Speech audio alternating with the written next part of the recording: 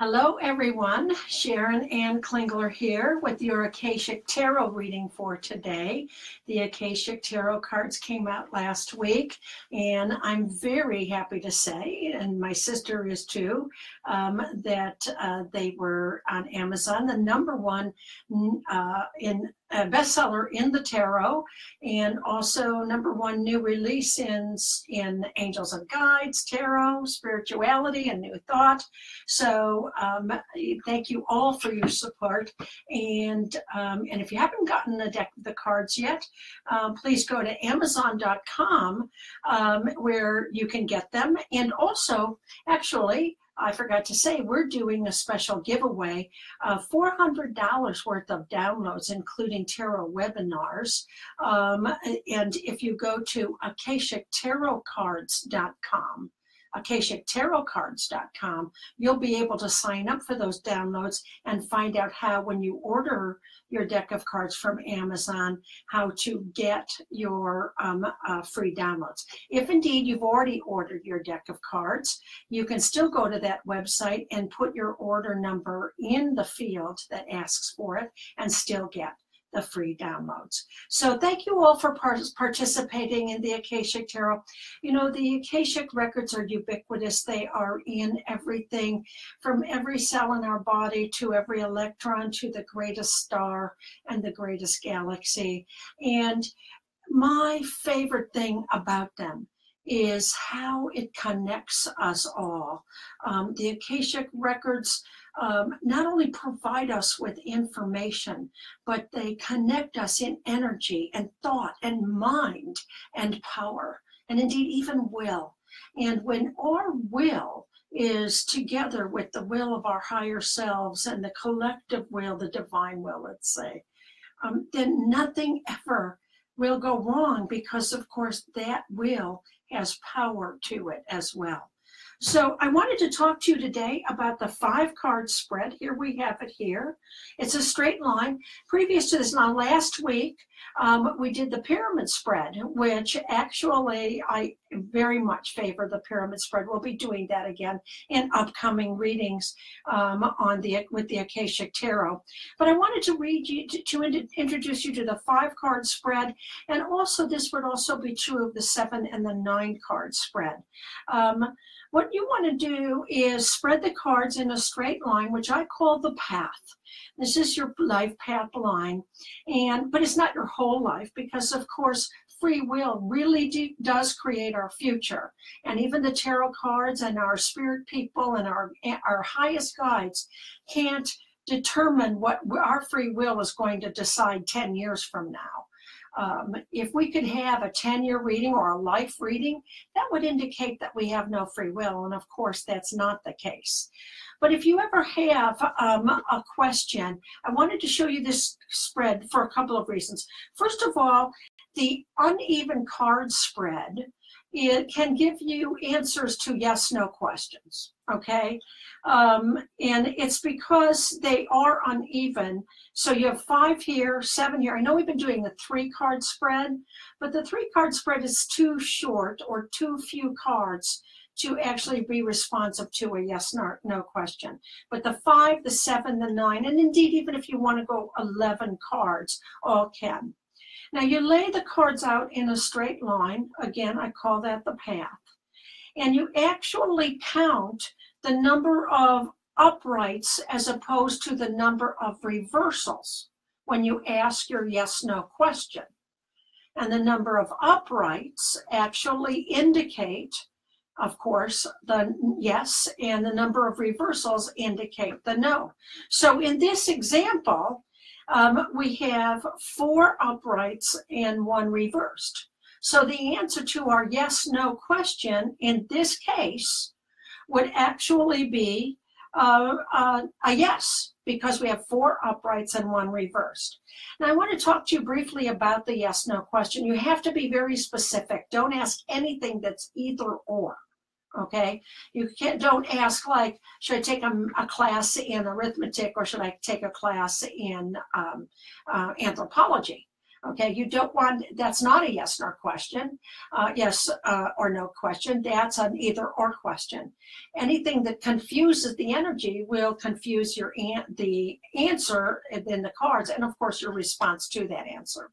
Also, try to phrase the question in a positive way. Okay, we want to make sure that we're not asking the negative of a question, because then positive cards aren't really referring to the positive energy. So instead of asking a question, say, should I get a divorce?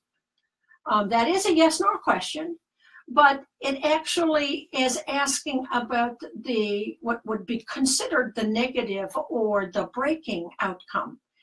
Best to maybe phrase it in, should I stay in this relationship? And then the yeses and the nos, the energy of the cards themselves would be reflective of the energy of the answer. But there you have it, yes, nos. I actually would say, don't use these cards simply to do a count. You want to get the message in the cards. Okay, you want to get a message in the cards. And this is actually the reading that I pulled today.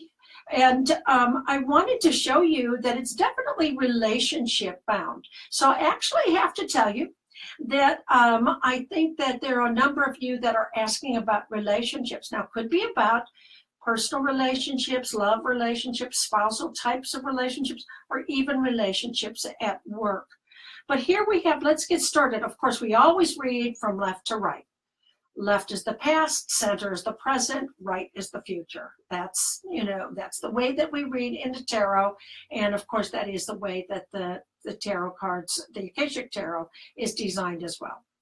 So we have the first card out as the Two of Roses, and it's amazing again.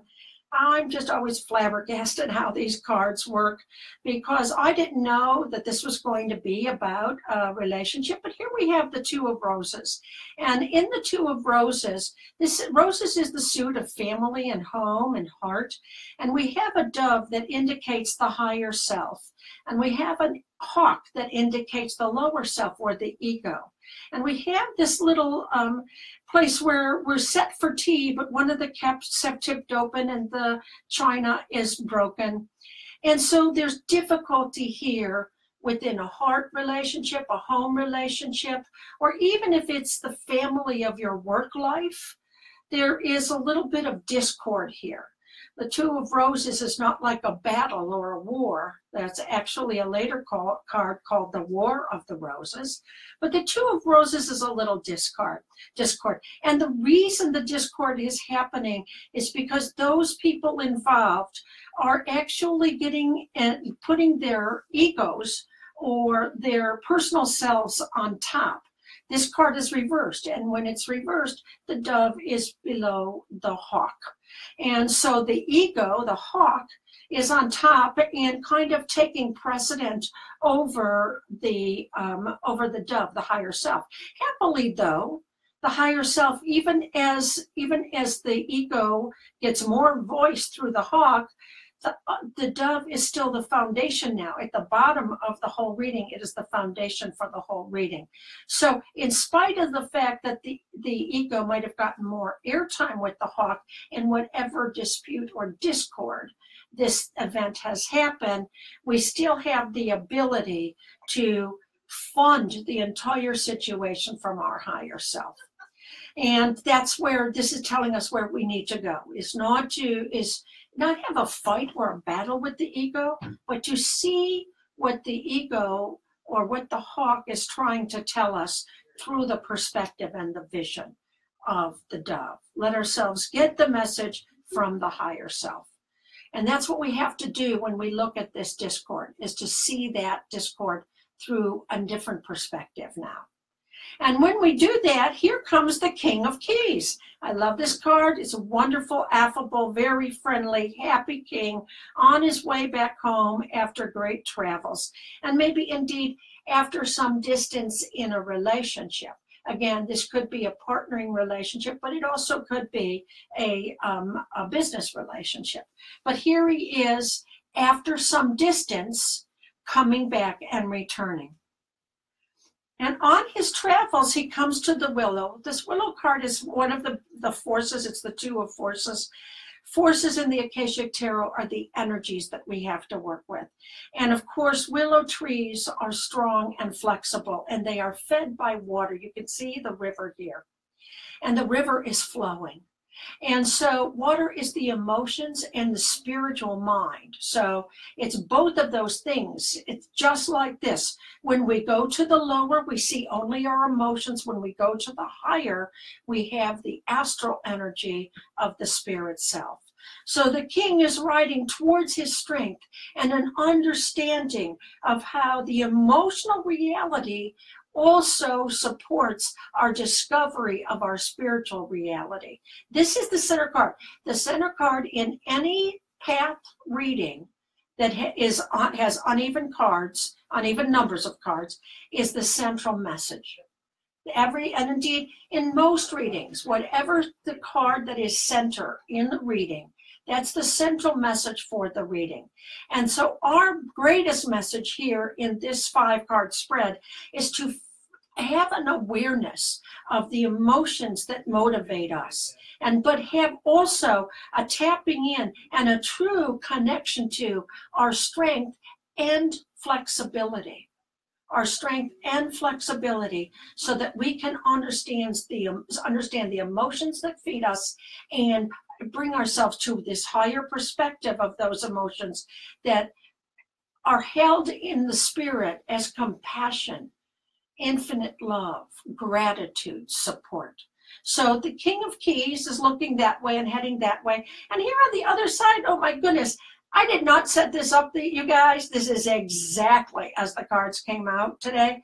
The Queen of Keys, the partner of the King of Keys, on top of the castle, waiting for his return, tiny little man in the distance there. But look at how they literally, we also have to be aware of how the cards are placed. Look at how they're looking towards each other, right across the table. And in order to find each other, guess where they have to go?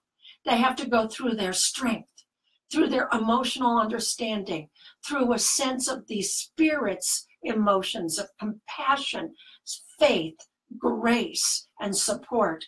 So there is a coming together here after a period of discord, as long as we come together with a flexible strength, not an aggressive strength, and an awareness of our spiritual emotional reality.